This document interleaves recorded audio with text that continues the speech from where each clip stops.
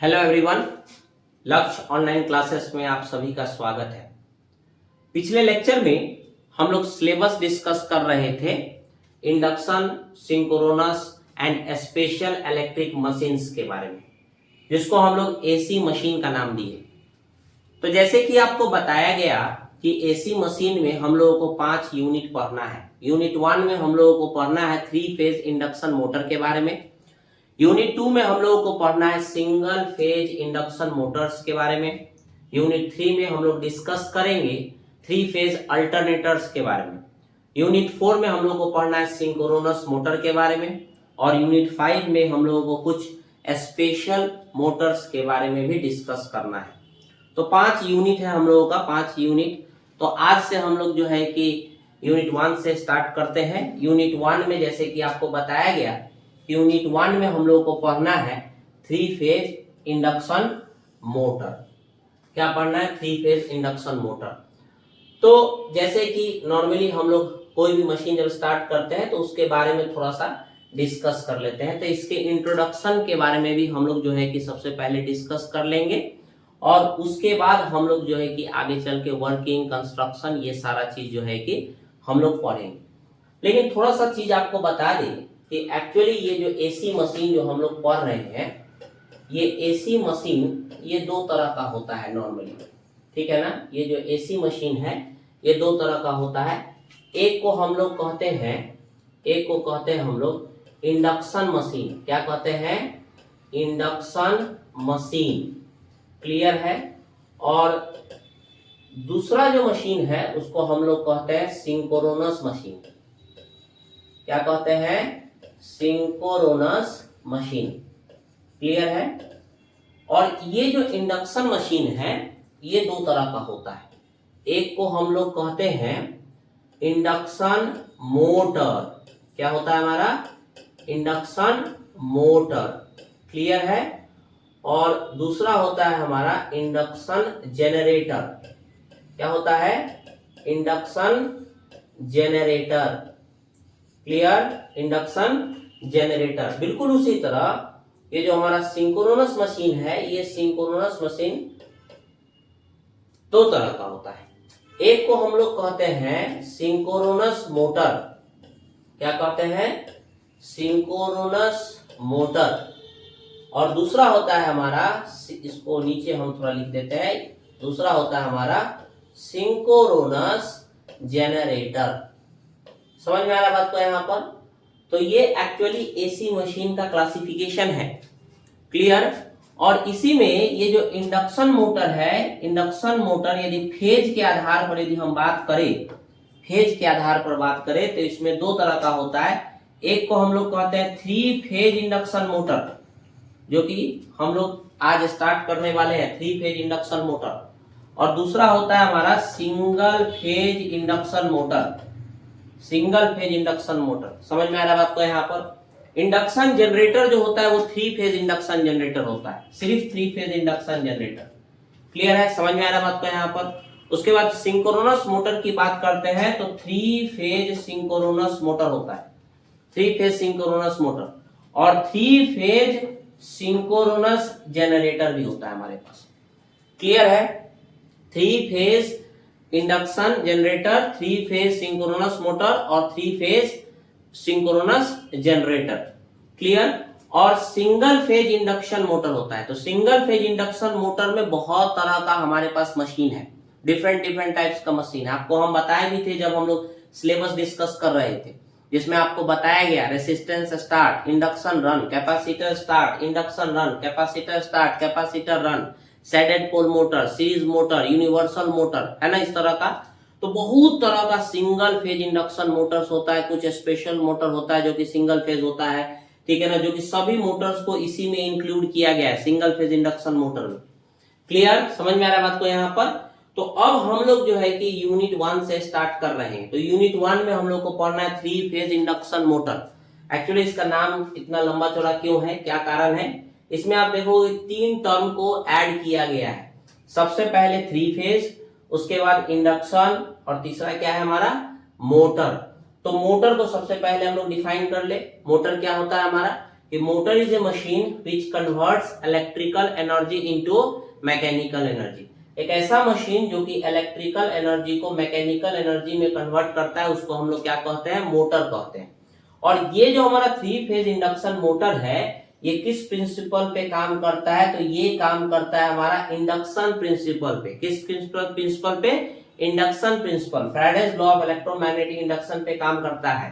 Clear. कब, जब हम लोग इसके स्टेटर के ऊपर 3 फेज सप्लाई देते हैं, क्योंकि मोटर है ना, तो मोटर या कोई भी मशीन में 2 इंपॉर्टेंट पार्ट होता है। एक को कहते हैं हम लोग स्टेटर और दूसरे को कहते हैं हम लोग रोटर, ठीक है ना। पहला क्या है हमारा स्टेटर और दूसरा मेरा rotor. Stator is the stationary part of the machine, rotor is the rotating part of the machine. तो इस स्टेटर के ऊपर हम लोग क्या करते हैं, हम लोग जो है कि 3 फेज सप्लाई देते हैं। तो जब 3 फेज सप्लाई देते हैं तो यहां पर नाम क्या हो गया, 3 फेज। और किस प्रिंसिपल पे काम करता है, इंडक्शन प्रिंसिपल। तो इंडक्शन प्रिंसिपल के आधार पर ये जो रोटर है, ये रोटर मेरा एनर्जी को स्टेटर से रिसीव करता है और रोटेट करना चालू करता है, इसलिए इंडक्शन वर्ड आया। और मोटर हमको पता ही है कि हम इलेक्ट्रिकल इनपुट दे रहे हैं और हमको मैकेनिकल आउटपुट मिलेगा, because again motor is a machine which converts electrical energy into mechanical energy. तो 3 टर्म है, 3 फेज, उसके बाद इंडक्शन और फिर मोटर। ये तीनों टर्म को ऐड करके इस मशीन का नाम रखा गया, क्या रखा गया, 3 फेज इंडक्शन मोटर। समझ में आ रहा बात को यहाँ पर। अब इसको थोड़ा सा हम लोग जो है कि डिटेल कर लेते हैं, ठीक है ना, थोड़ा सा डिटेल कर लेते हैं। इसके लिए हम लोगों को थोड़ा सा इंट्रोडक्शन पर फोकस करना होगा। क्लियर है, इंट्रोडक्शन पर यहाँ पर जो भी पॉइंट्स लिखा गया है, ये सभी पॉइंट्स काफी इंपॉर्टेंट है। आगे चल के हम लोग सभी पॉइंट्स पर आगे चल के फोकस करेंगे। जब हम टॉपिक में इन करेंगे, एक एक करके कंस्ट्रक्शन, वर्किंग, टॉर्क इक्वेशन, ये सभी जब पढ़ेंगे तो ये सभी चीज हम लोग को देखने को मिलेगा जो अभी हम डिस्कस करने जा रहे हैं, इंट्रोडक्शन। और ये काफी इंपॉर्टेंट है ऑब्जेक्टिव पॉइंट ऑफ व्यू से, तो इसको ध्यान में भी रखना है। सबसे पहले आपको बता दें, ये जो 3 फेज इंडक्शन मोटर है, इसका सबसे ज्यादा यूज हम लोग कहाँ करते हैं, तो इंडस्ट्रीज में करते हैं। तो आज के डेट में सबसे ज्यादा इस्तेमाल होने वाला मोटर इंडस्ट्रीज में वो कौन सा मोटर है, वह हमारा 3 phase induction motor.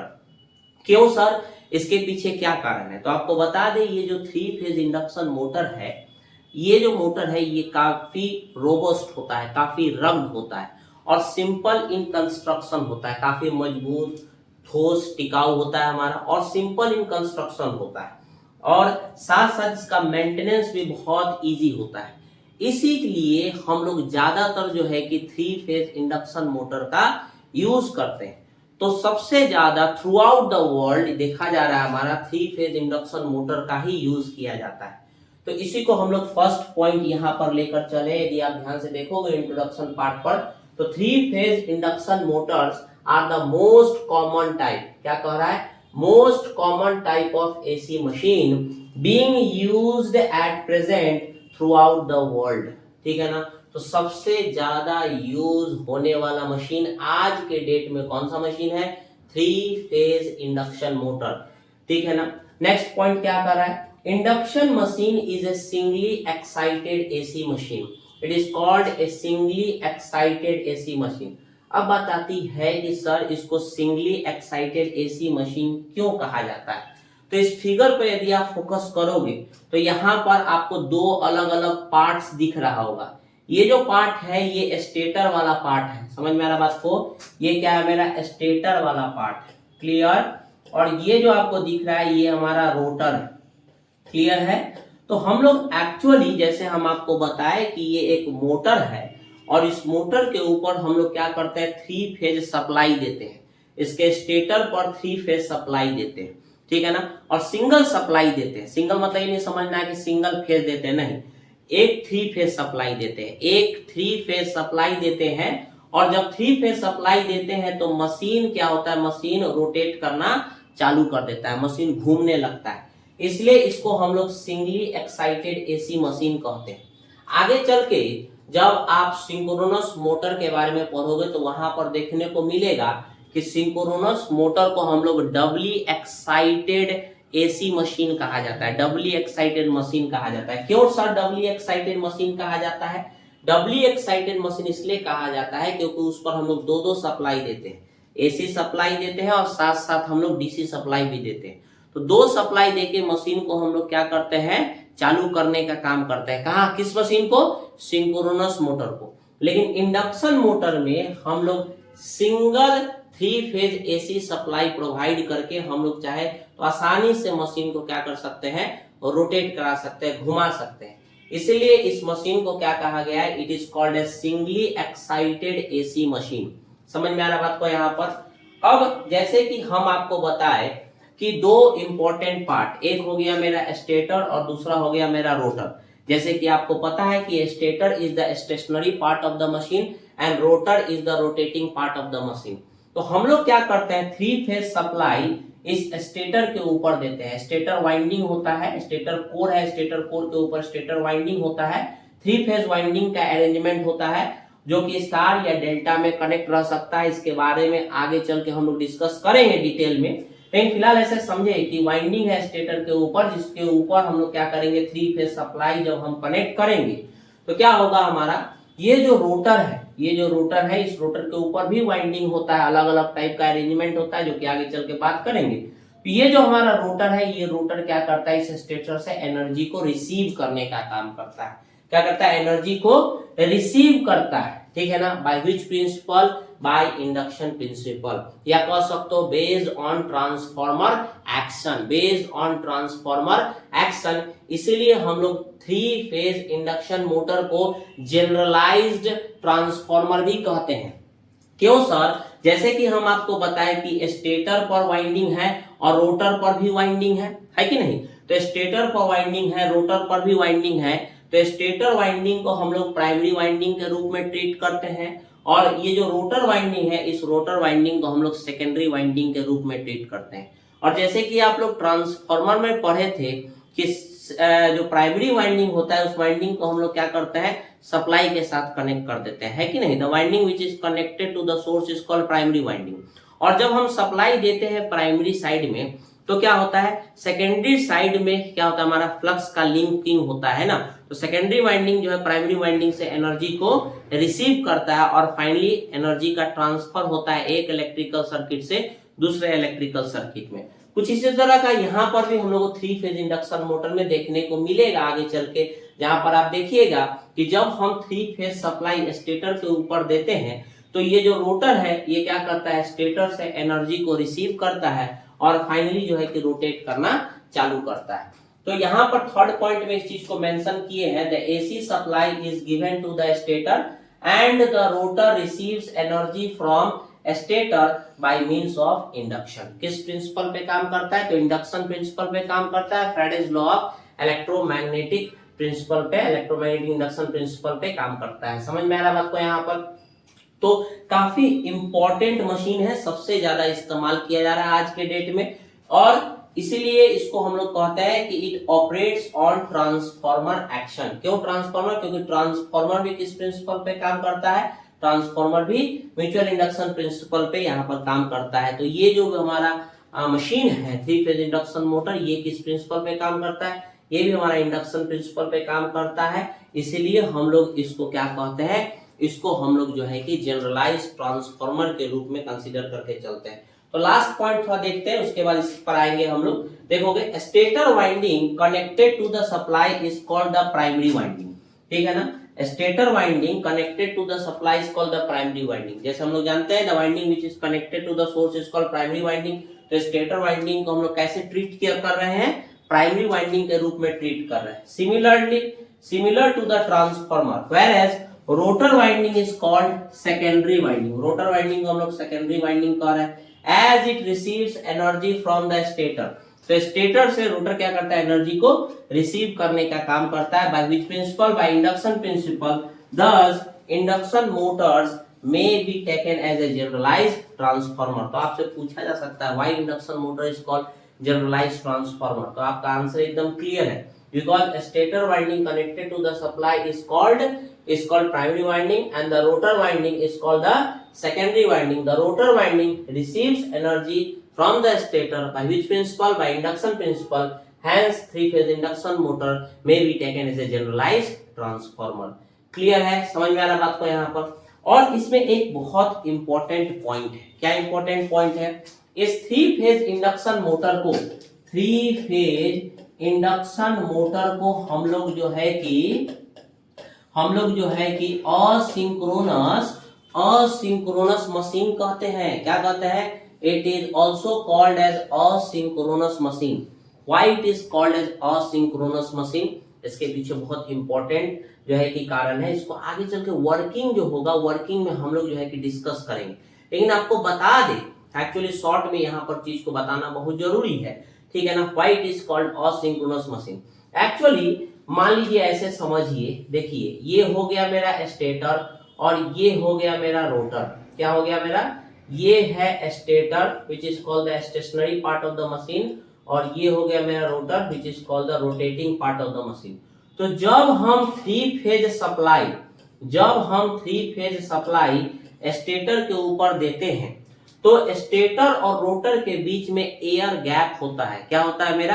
Air gap होता है और इसी एयर गैप में एक रोटेटिंग मैग्नेटिक फील्ड प्रोड्यूस होता है। क्या होता है मेरा? रोटेटिंग मैग्नेटिक फील्ड प्रोड्यूस होता है जो कि एक पर्टिकुलर स्पीड पर रोटेट करता है। उस स्पीड को हम लोग सिंक्रोनस स्पीड कहते हैं। क्या कहते हैं? सिंक्रोनस स्पीड, जिसको ns से डिनोट करते हैं और इसका वैल्यू होता है 120f डिवाइडेड बाई p। आगे चल के सभी चीज हम लोग डिराइव करेंगे। तो ये जो हमारा रोटेटिंग मैग्नेटिक फील्ड है, जिसको आप रिवॉल्विंग मैग्नेटिक फील्ड भी कह सकते हो या रोटेटिंग मैग्नेटिक फील्ड भी कह सकते हो। तो ये जो हमारा रोटेटिंग मैग्नेटिक फील्ड प्रोड्यूस होता है in the air gap between the stator and the rotor. कब? जब हम स्टेटर के ऊपर थ्री फेज सप्लाई देते हैं।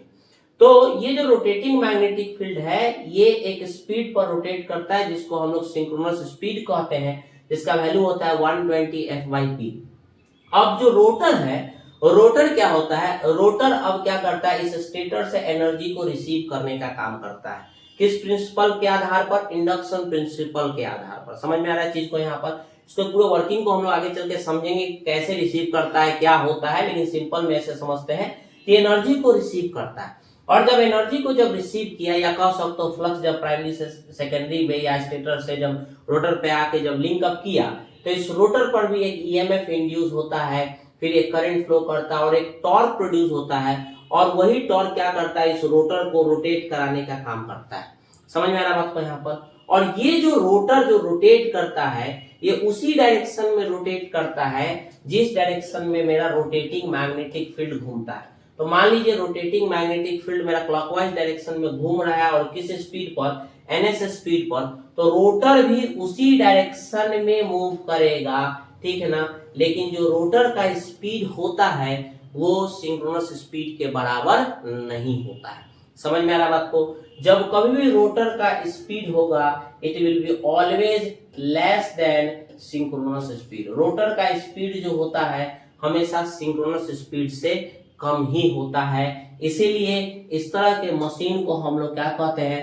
असिंक्रोनस मशीन कहते हैं। लेकिन यही स्पीड यदि सिंक्रोनस स्पीड के बराबर हो जाता, जो कि सिंक्रोनस मोटर में हम लोग करते हैं, हम लोग बनाते हैं कि मशीन को सिंक्रोनस स्पीड पर रोटेट किया जा सके, सिंक्रोनस मोटर की बात कर रहे हैं, तो वहां पर सिंक्रोनस मशीन, सिंक्रोनस मोटर का नाम दिया गया। लेकिन यहाँ पर जो हमारा रोटर का स्पीड है, ये कभी भी सिंक्रोनस स्पीड के बराबर नहीं होता। जब कभी भी होगा तो रोटर का स्पीड जो होगा वो सिंक्रोनस स्पीड से स्लाइटली कम ही होगा, इसलिए इसको हम लोग असिंक्रोनस मशीन कहते हैं। लेकिन आपको आगे चल के हम बताएंगे। और मान लीजिए कि रोटर का स्पीड को सिंक्रोनस स्पीड पर कर देते हैं तो क्या होगा। ये सभी चीजों को हम लोग आगे चल के जब वर्किंग पढ़ेंगे तो ये सारा चीज हम लोग को देखने को मिलेगा, एक एक चीज करके हम लोग आगे चल के डिटेल करेंगे। तो यहाँ पर कुछ इंपॉर्टेंट पॉइंट्स है जिसको आपको ध्यान में रखना है। पहला पॉइंट, जैसे कि हम आपको बताए कि three phase induction motor is the most widely use motor through out the world, ठीक है ना। खासतौर पे इंडस्ट्रीज में सबसे ज्यादा इसका इस्तेमाल किया जाता है। It is called singly excited AC machine, ठीक है ना। इसमें दो इंपॉर्टेंट पार्ट्स हो गया, एक स्टेटर, एक रोटर। स्टेटर पर हम लोग थ्री फेज सप्लाई देते हैं रोटर स्टेटर से एनर्जी को रिसीव करता है। किस प्रिंसिपल पे? इंडक्शन प्रिंसिपल पे। इसीलिए कहते हैं कि ये ट्रांसफॉर्मर एक्शन पे ऑपरेट करता है। इसीलिए इस 3 फेज इंडक्शन मोटर को हम लोग जनरलाइज्ड ट्रांसफॉर्मर भी कह सकते हैं। और most important point, it is also called asynchronous machine. क्या कहा जाता है?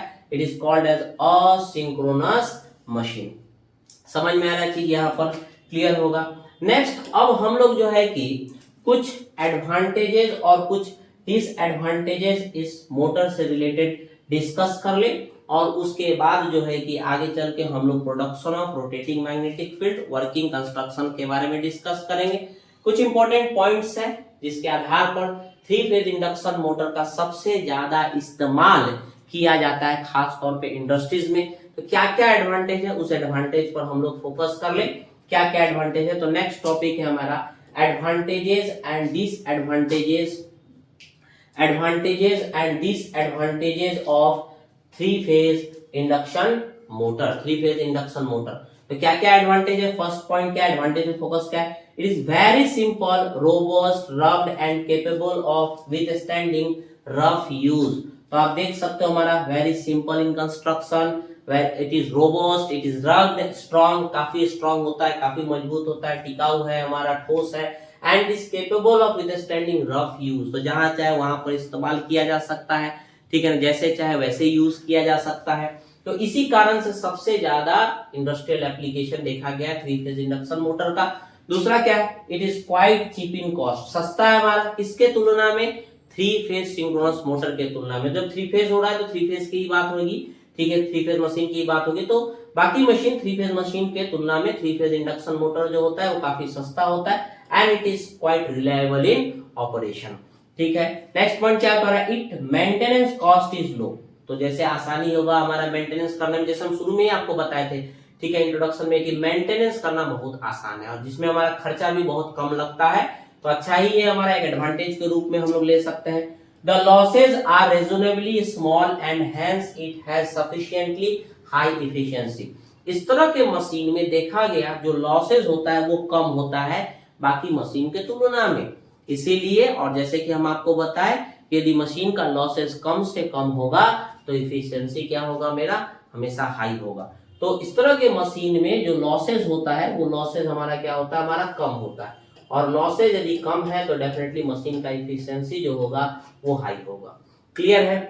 तो जो भी लॉस होता है हमारा, copper loss, iron loss, mechanical loss, ठीक है ना, ये सभी लॉसेज जो है हमारा देखा गया है कि बाकी मशीन जो 3 फेज मशीन है उससे हमारा थोड़ा कम है, ठीक है, जिससे कि इसका एफिशिएंसी जो है वो काफी हाई होता है। It is a mostly A trouble free motor.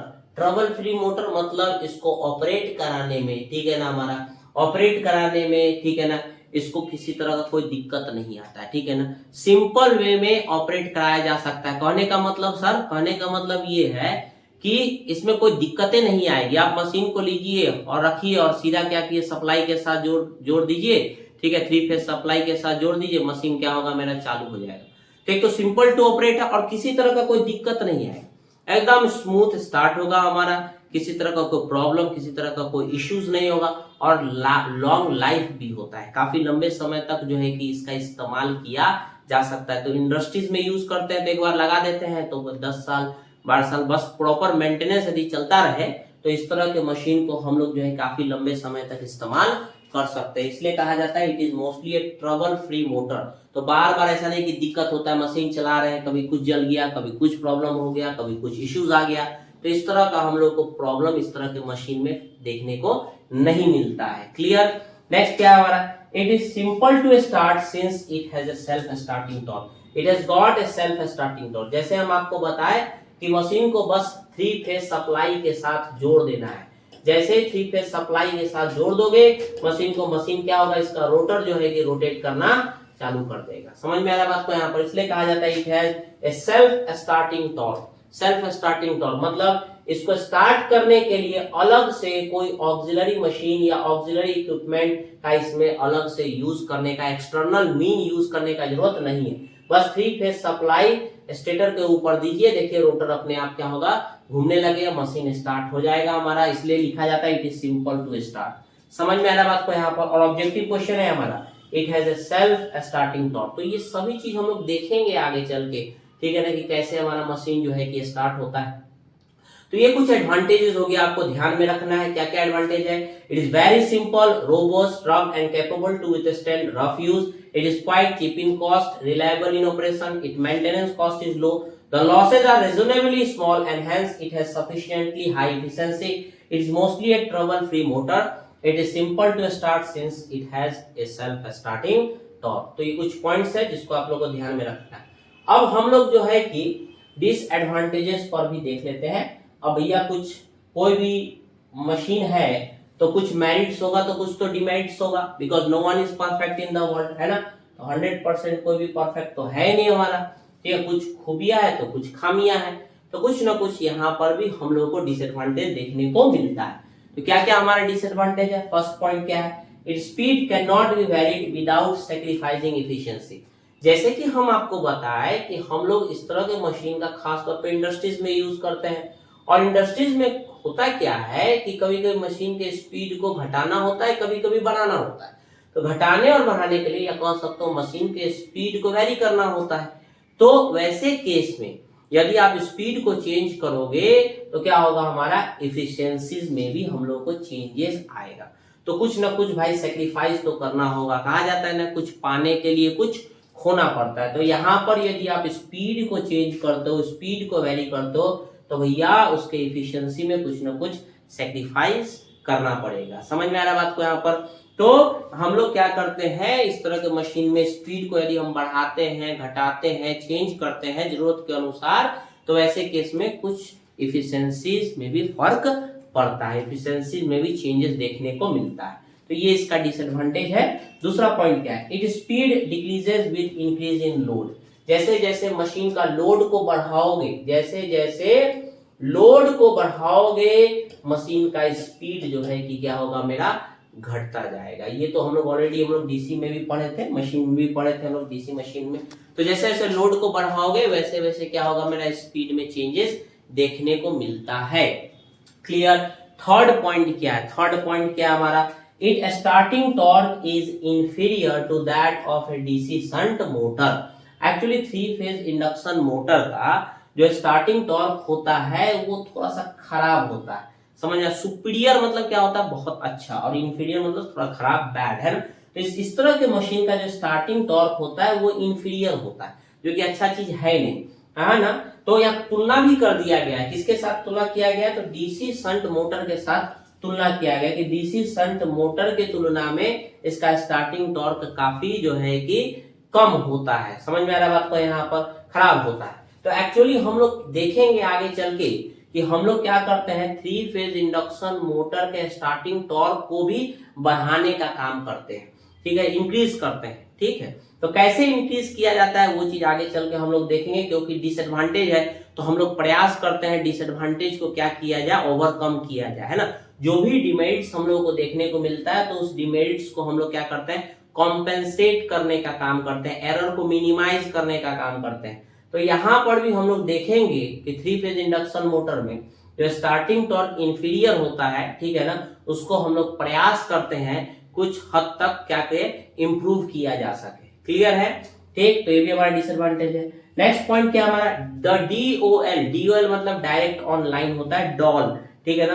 तो डायरेक्ट ऑनलाइन एक तरह का स्टार्टर है जिसको हम लोग कहते हैं डायरेक्ट ऑनलाइन स्टार्टर। कहने का मतलब यदि हम मशीन को डायरेक्टली सप्लाई के साथ जोड़ दे, सप्लाई के साथ जोड़ दे, तो वैसे केस में जो स्टार्टिंग करंट हो जाएगा वो 5 to 8 times the full load rated current के बराबर होगा। कहने का मतलब इतना हाई करंट हो जाएगा ना, हो सकता है मशीन क्या हो, मेरा जल जाए, ठीक है। इसी को लिखा गया है the DOL direct online, the starting current is usually 5 to 8 times of the full load rated current. समझ में आ रहा बात को यहाँ पर?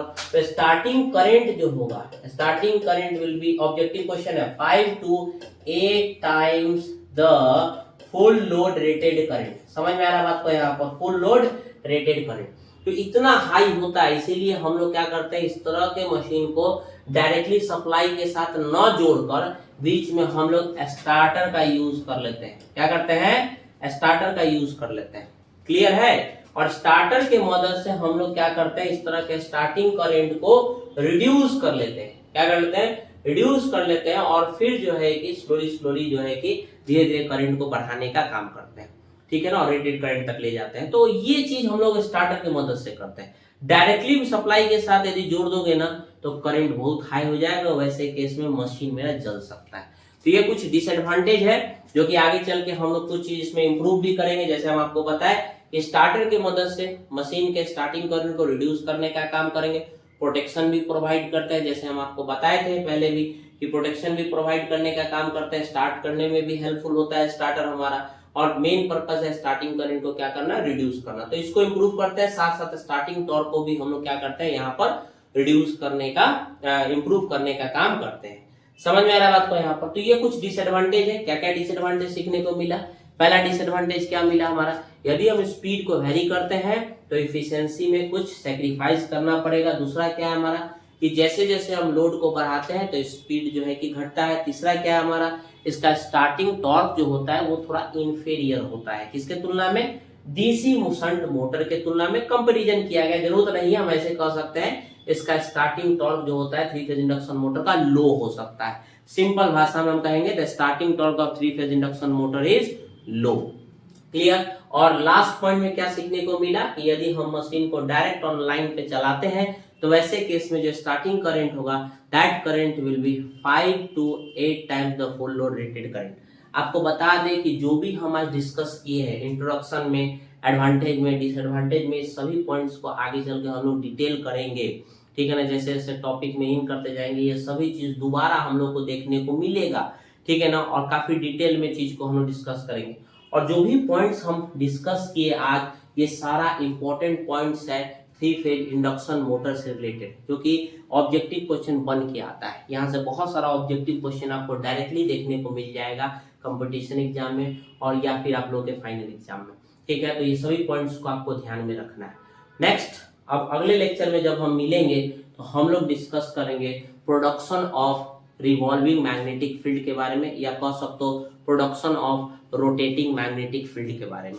वर्किंग से हम लोग इस टॉपिक को डिस्कस करेंगे। क्यों डिस्कस करेंगे, जैसे हम आपको बताए कि एक बार यहाँ पर देखिए, ये हो गया मेरा स्टेटर, ये हो गया मेरा रोटर। तो जब हम 3 फेज सप्लाई स्टेटर के ऊपर देते हैं तो जैसे हम आपको बताए कि क्या होता है, एक रोटेटिंग मैग्नेटिक फील्ड प्रोड्यूस होता है। क्या होता है, एक रोटेटिंग मैग्नेटिक फील्ड या कह सकते हो रिवॉल्विंग मैग्नेटिक फील्ड प्रोड्यूस होता है। इसका स्पीड होता है मेरा ns = 120 f/p, ठीक है ना। और ये जो है कि इस स्पीड पर क्या होता है, इस एयर गैप, रोटर और स्टेटर के बीच में जो एयर गैप होता है, इस एयर गैप में क्या होता है, स्पीड से रोटेट करने का काम करता है। तो हम लोग अगले लेक्चर में देखेंगे कैसे ये जो हमारा रिवॉल्विंग मैग्नेटिक फील्ड है, रोटेटिंग मैग्नेटिक फील्ड है, ठीक है ना, ये कैसे प्रोड्यूस होता है। उसके बाद हम लोग जो है कि इसके वर्किंग को समझेंगे। पहले ये समझना बहुत जरूरी है क्योंकि इसी के बेस पर ही हमारा क्या होता है, ये रोटर रोटेट करने का काम करता है। ये रिवॉल्विंग मैग्नेटिक फील्ड या रोटेटिंग मैग्नेटिक फील्ड प्रोड्यूस नहीं होगा तो ये रोटर रोटेट नहीं करेगा। तो काफी इंपॉर्टेंट टॉपिक है। तो अगले लेक्चर में हम लोग जो है डिस्कस करेंगे production of revolving magnetic field या कह सकते हो production of rotating magnetic field in 3 phase induction motor. Thank you.